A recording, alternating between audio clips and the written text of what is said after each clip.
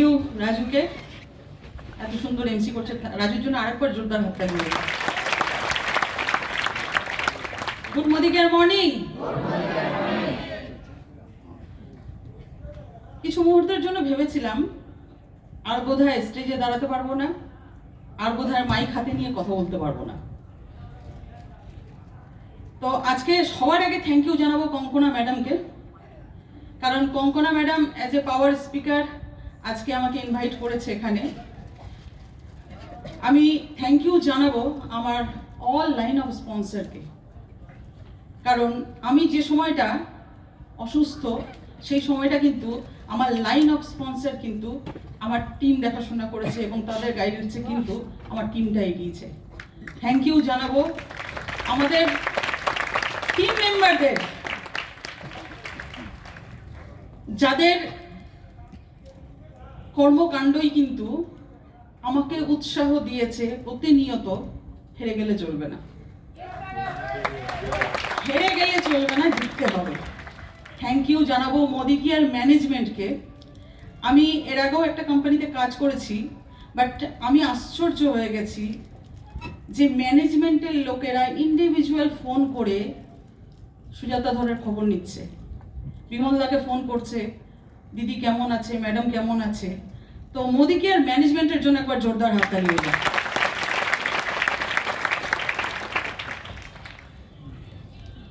मैं उस माटी का वृक्ष नहीं जिसको नदियों ने सींचा है। बंजर माटी में पलकर मैंने मृत्यु से जीवन खींचा है।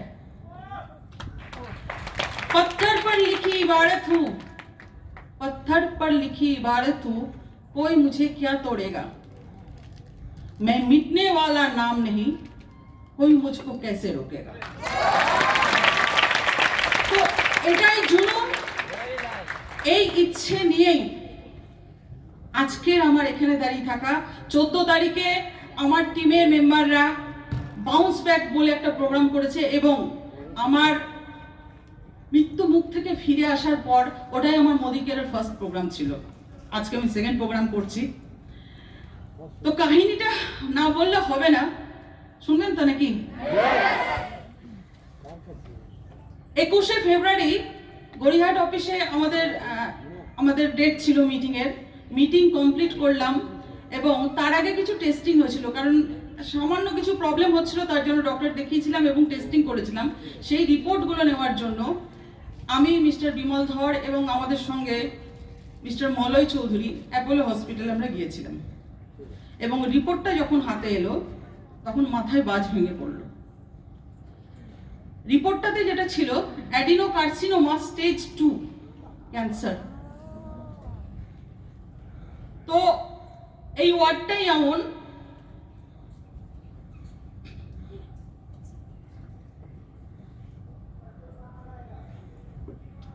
সরি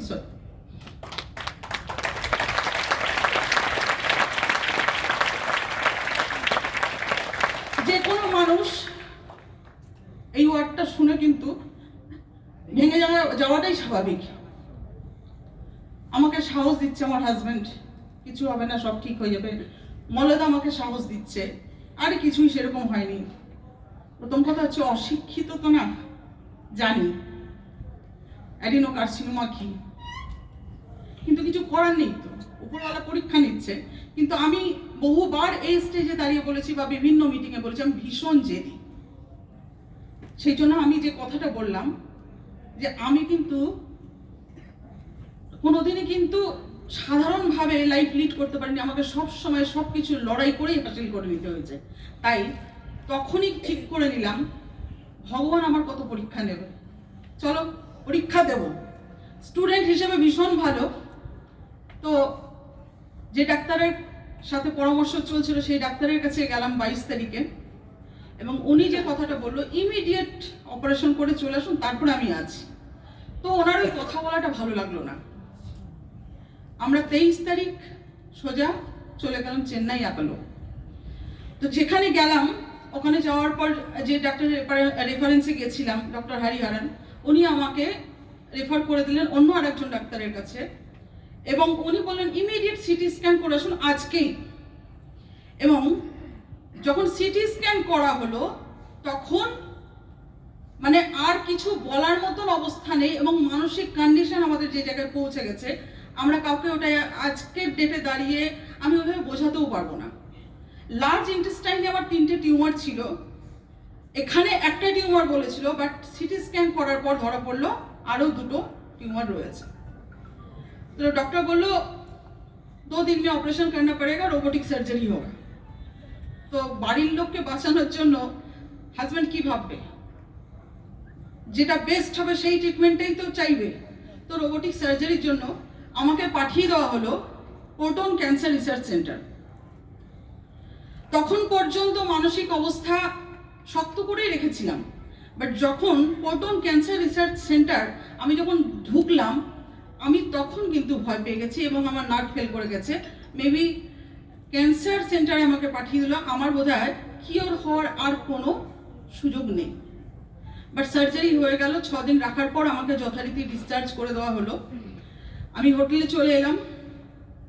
হোটেলে আসার পরের দিন ভয়ঙ্কর প্রবলেম আবার নতুন করে তৈরি হলো।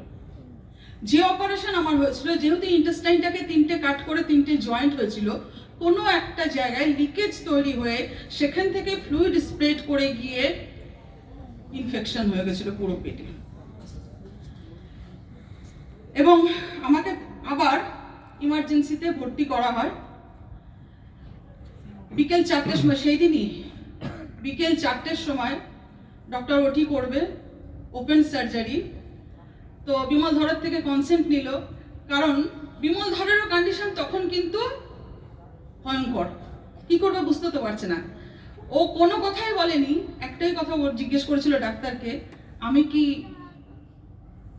পেশেন্টকে বাড়ি নিয়ে যেতে পারবো। বিকেল 4টেয় ওটিতে ঢুকিয়ে 10 ঘন্টা ওভার হয়ে গেছে, তখন পর্যন্ত কোনো খবর এরা পাচ্ছে না।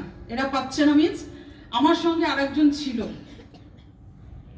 যে আমার ছায়া সঙ্গী, রক্তের সম্পর্ক তার সাথে নেই, কিন্তু নেটওয়ার্কের মাধ্যমেই তার সাথে আমার সম্পর্ক। বাট আজকের ডেটে দাঁড়িয়ে, ওই সময় দাঁড়িয়ে আমার মানসিক জোর, আমার যন্ত্রণা, আমি যে যন্ত্রণাটা ফিল করেছি তার ভাগিদার হিসেবে যদি বলি, তাহলে ওখানে উপস্থিত ছিল অর্পিতা নন্দী। অর্পিতা নন্দীর জন্য একবার জোরদার আছে।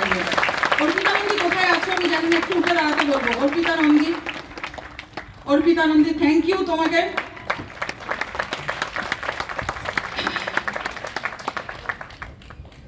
রাত্রি 2:30টার সময় আমাকে আইসিইউতে দেওয়া হয়, এবং পরের দিন বেলা 11টায় আমার যখন সেন্স আসে, তখন আমি নেই, শুধু মেশিনের ওপরে নিঃশ্বাসটা চলছে। বিমল ধর জাস্ট ঢুকেই বেরিয়ে চলেছে, কারণ ও ওই সিচুয়েশনটা দেখতে পারেনি।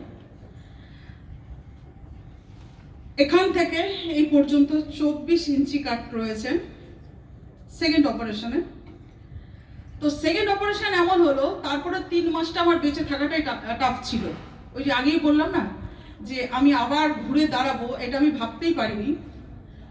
কারণ আমার যে সিচুয়েশনটা ছিল, আমার ইন্টেস্টাইনের লার্জ ইন্টেস্টাইনকে অফ করে দিয়ে স্মল ইন্টেস্টাইনকে আউটলেট করা হয়েছিল, এবং ওই কন্ডিশনে বেঁচে থাকা বুঝতেই পারছেন কতটা টাফ সিচুয়েশন, কিন্তু কাটাতে হয়েছে, কিছু করার না, হার তো মানবো না। ওটাকে ঠিক করার জন্য থার্ড অপারেশন, এখান থেকে এই পর্যন্ত 17 ইঞ্চ কাট আছে, আর এখানে 9 ইঞ্চ কাট আছে। টোটাল আমি শুধু ওপরেরটাই বলতে পারবো, ভেতরে কত স্টিচ আছে আমি জানি না। 151 স্টিচ আছে, এবং আমি পুরোটাই বেল্ট পরে আজকে আপনাদের সামনে এসেছি। আজকে দেখুন এই যে ট্রিটমেন্টটা হলো, আমি আজকে এত সহজ করে এত তাড়াতাড়ি বলে দিচ্ছি, 3 বার অপারেশন হয়েছে, এত ইঞ্চি কাট, এত স্টিচেস। এই ট্রিটমেন্টের জন্য 25 লাখ টাকা বেরিয়ে গেছে। 25 লাখ টাকাটা কিন্তু ছোট অ্যামাউন্ট নয়, মনে করেন আপনারা ছোট অ্যামাউন্ট? আমি একটাই জিনিস মনে করি, আর সব সময় ভেবেছি, আমি যে এ গ্রেডের ট্রিটমেন্ট পেয়েছি সেটার জন্য ধন্য আমি এই মানুষটির কাছে। মোদি কেয়ার করতাম বলে 25 লাখ টাকা আমাদের কাছে প্রবলেম হয়নি। আর যদি এই টাকাটা না থাকতো তাহলে আপনারা কি ভাবছেন আমি এসে দাঁড়াতে পারতাম আপনাদের সামনে? কোনোভাবেই পসিবল ছিল না, কারণ আমার যে ক্রিটিক্যাল কন্ডিশন হয়ে গেছিল তাতে করে আমার বেঁচে থাকার কথাই না। আপনারা ভিডিওটাতে দেখলেন কয়েক জায়গা আমাকে গ্রিটিংস কার্ড দিচ্ছে। আমি নিজেও হয়রান হয়ে গেছিলাম। বিভিন্ন ডিপার্টমেন্ট থেকে, অ্যাপোলো ডিপার্টমেন্ট থেকে, বোটনের ডিপার্টমেন্ট থেকে বিভিন্ন ডাক্তার আসছে যারা কিন্তু আমার জন্য কিন্তু সেই গ্রুপে নেই। কেন এরা আসছে? পরে জানতে পারলাম, যেহেতু ডাক্তারের সাথে ডক্টর সুদীপ্ত কুমার সোয়াইন, যিনি আমার সেকেন্ড সার্জন ছিলেন, উনি আমাকে বললেন ম্যাডাম আপ তো কামাল কা হো। আমি হাসলাম, আমি কি করলাম? তখন উনি বললো ইয়ে आपका सेकंड लाइफ है। আমি क्यों सर? बोले ये तो मेरे डॉक्टरी प्रोफेशन के खिलाफ है, मैं आपसे नहीं बोल सकता हूँ। सर फिर भी बता दीजिए, ये मेरा रिक्वेस्ट है। উনি যেটা বললেন যে আমার সেকেন্ড অপারেশনে যখন 10 ঘন্টা এরা কোনো খবর পাচ্ছিল না, 2 মিনিট 4 সেকেন্ড আমার হার্ট রেসপন্স করছিল না। সেখান থেকে আমাকে কামব্যাক করিয়েছে আমার দুজন ডাক্তার, ডক্টর ভেঙ্কটেশ মণি কৃষ্ণান এবং ডক্টর সুদীপ্ত কুমার সোয়াইন। মা বাবা সন্তান হিসেবে জন্ম দিয়েছিল, আমি এখন মনে করছি সেটা হচ্ছে সেই জন্মের পর আমার যা যা করণীয় আমি সেই কাজগুলো করেছি। আজকের ডেটে দাঁড়িয়ে আমার এটা ফিলিং, এটা আমার সেকেন্ড লাইফ, এটা আমার মোদি কেয়ারের জন্য আমি আমার এই প্রাণ সঁপে দিয়েছি। আর যতক্ষণ আমার নিঃশ্বাস চলবে আমি মোদি কেয়ারের জন্যই কাজ করব, আমি আমার টিমের জন্যই কাজ করব। আমরা প্রত্যেকে একটা নিশ্চিত আয়ু নিয়ে পৃথিবীতে এসেছি। ওপরওয়ালার কাছে যদি রিকোয়েস্ট করেন যে আমাকে একদিন বেশি বাঁচিয়ে রাখো, হবে না। আবার আপনার টাইম না আসলেও আপনার যতই খারাপ সময় আপনি কাটান না কেন, আপনি কিন্তু যাবেন না। তো এটার উপর ফেদ ছিল। আর বেঁচে থাকার যে প্রবল ইচ্ছে, সেই ইচ্ছেটা আমার ছিল। আর আমি মনে করি যে এটা আমার যখন সেকেন্ড লাইফ, তার মানে ভগবান আমাকে পাঠিয়েছে আরো অনেক ভালো কিছু কাজ করার আমার বাকি আছে। আজকে প্রায় 9 মাস পর আমি কোম্পানির ইভেন্টে এসেছি। আমি থ্যাংক ইউ কেন বললাম সমীর মোদি স্যারকে, থ্যাংক ইউ কেন বলছি মোদি কেয়ার ম্যানেজমেন্টকে। এই যে 9 মাস আমি তো অসুস্থ, বাট মিস্টার বিমল ধরও তো অ্যাক্টিভলি বা ফিজিক্যালি উনি না অফিসে থাকতে পেরেছেন, না কোনো মিটিং অ্যাটেন্ড করতে পেরেছেন। কোনো দিনের জন্য ফোনে হোয়াটসঅ্যাপ বা ফোন কল বা মেল আসেনি যে সুজাতা ধর এবং বিমল ধর তোমরা ফিজিক্যালি অ্যাটেন্ড নেই, তাই তোমাদের কিন্তু এ মাসের ইনকামটা দেওয়া হবে না। আমাদের কিন্তু প্রত্যেক মাসের 9 তারিখে কিন্তু আমাদের ইনকামটা ঢুকে গেছে। এতক্ষণ মানে বেশ কিছুক্ষণ আগে মলদা প্যাসিভ ইনকামের কথা বলছিল, আপনাদের সামনে আমি দাঁড়িয়ে রয়েছি জলজান্ত উদাহরণ। প্যাসিভ ইনকাম কাকে বলে? আপনি উপস্থিত নেই, বাট আপনার সিস্টেম রান করছে এবং আপনার ইনকাম সময়ে চলে যাচ্ছে। তাহলে বেঁচে থাকার জন্য টাকার যেমন প্রয়োজন আছে, আমরা কেউ জানি না কাল সকালে আমাদের সাথে কি ঘটবে। তাই আজকে হলে উপস্থিত যতজন মানুষ আছেন তাদের কাছে আমার একটা রিকোয়েস্ট, যদি এখনো ভাবছেন যে মোদি কেয়ার করব, মোদি কেয়ার থেকে কি হবে, আমাকে দেখার পর অন্তত এই ভাবনাটা আজকে বদলে নিন যে মোদি কেয়ার থেকে সম্ভব। মোদি কেয়ার থেকে আপনি যা যা চাইছেন সবটাই কিন্তু পেতে পারেন। তাহলে মোদি কেয়ার ম্যানেজমেন্ট আমাদের যেভাবে সাপোর্ট দিয়েছে, আজকে মোদি কেয়ারের জন্য মানে আমি কত কথা বলবো। আমি মোদি কেয়ারকে আমার মায়ের মতন ভালোবাসি, আমি অনেকবার বলেছি। আজকে রেসপেক্ট এবং ভরসা কয়েক গুণ বেড়ে গেল, কারণ আমাদের এই পরিস্থিতিতেও কিন্তু মোদি কেয়ার কিন্তু আমাদের ইনকামটাকে স্টপ করে দেয়নি। তাহলে মোদি কেয়ার জিন্দাবাদ, তাই তো? সমীর মোদির জন্য একটা জোরদার হাততালি হয়ে যায়। সব থেকে বড় ব্যাপার, আজকে 18 তারিখ আমার থার্ড অপারেশনের 3 মাস কমপ্লিট হলো। ডক্টর বড় বড় করে লিখে দিয়েছে 6 মাস বেড রেস্ট, বাট আমি 6 মাস বেড রেস্টে থাকবো আপনাদের মনে হয়? আমি 6 মাস বেড রেস্টে থাকলে আমি আরো বেশি অসুস্থ হয়ে যাব। তো আজকে আমার 3 মাস কমপ্লিট হলো, বাট মোদি কেয়ারটা আগে যে স্পিডে করতাম তার থেকে স্পিড এখন বাড়িয়ে দেবো, ঠিক করে নিয়েছি। কেন বলছি? সেকেন্ড লাইফ তো জানি না, তো নিঃশ্বাস কতক্ষণ চলবে, তো যতক্ষণ সময় আছে ততক্ষণ কাজ করব। আর আমি একটা জিনিস ভীষণভাবে ভাবি এবং এটা মানি, মরার আগে আমি মরবো না। আপনারা আমাকে যেভাবে দেখছেন আজকে, আমার অনেক কষ্ট, অনেক আমার ফিজিক্যাল প্রবলেম প্রচুর আছে, আপনারা অনেকে দেখছেন ধরে ধরে তুলছে, ওগুলো আমার কাছে কোনো ম্যাটার করে না। শরীর আছে, এত বড় বড় অপারেশন হয়েছে, ঠিক আছে, কিন্তু যতদিন, বিশ্বাস করুন, এই যে 9টা মাস আমি ঘরে কাটিয়েছি, আমি কিন্তু ডিপ্রেশনে চলে যাচ্ছিলাম।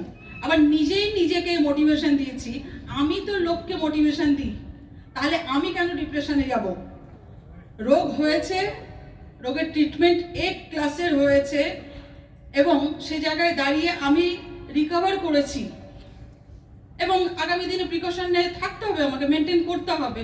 বাট সব কিছুই কিন্তু সম্ভব ছিল, আমি মোদি কেয়ারে আছি তাই। আজকে যদি অ্যাক্টিভ ইনকাম আমাদের হতো বা অ্যাক্টিভ ইনকাম আমরা করতাম, তাহলে কি আমরা পারতাম এটা, এই ট্রিটমেন্ট মেনটেন করতে? পারতাম না। সব থেকে বড় কথা, আমি পোর্টনে যেখানে ভর্তি ছিলাম, আমি ওখানে গিয়ে আমি আশ্চর্য হয়ে গেছি যে দুবাইতে আল হাবতুরে আমরা ওয়েস্টিন হোটেলে ছিলাম, তার থেকেও সুন্দর আমার কেবিনটা ছিল। তাহলে কোন গ্রেডের ওই হসপিটাল! এবং যখন আমাকে ওয়াক করাতো ইভিনিংয়ে নার্সরা, তখন একজন বলল, मैडम आप जिस केबिन में हो ना, उसके ऑपोजिट साइड केबिन में कुछ दिन पहले आमिर खान 16 दिन रह के गया। তাহলে ওখানে ওই লেভেলের সেলিব্রিটিরা আসছে তাদের ট্রিটমেন্ট করানোর জন্য, আর আমার এত সাহস হয়েছে, আমার হাজব্যান্ডের এত সাহস হয়েছে, কারণ আমরা মোদি কেয়ারের সেলিব্রিটি, তাই আমরা ওখানে।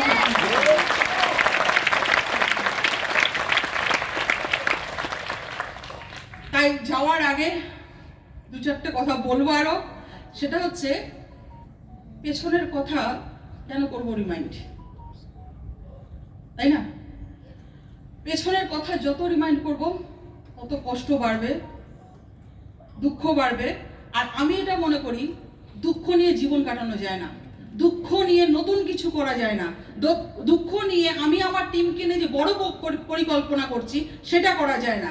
তাই সেটা করব না remind, let's leave the past behind. শুরুতে একটা হিন্দি বলেছিলাম, শেষে একটা হিন্দি কথা বলে জানি কি বিভাস স্যার? টাইম আছে আপনার? আমি আপনার কথা ভেবেই তাড়াতাড়ি চাচ্ছি। गुजरे हुए कल को छोड़ दो, गुजरे हुए कल को छोड़ दो, आने वाले कल को थाम लो, जो हो गया सो हो गया, किसी को ना इल्जाम दो, घटता रहे गमों का सौदा, बढ़ती रहे पल पल खुशी, घटता रहे गमों का सौदा, बढ़ती रहे पल पल खुशी, जुनून का आग जलता रहे, চলতি রহে জিন্দেগি।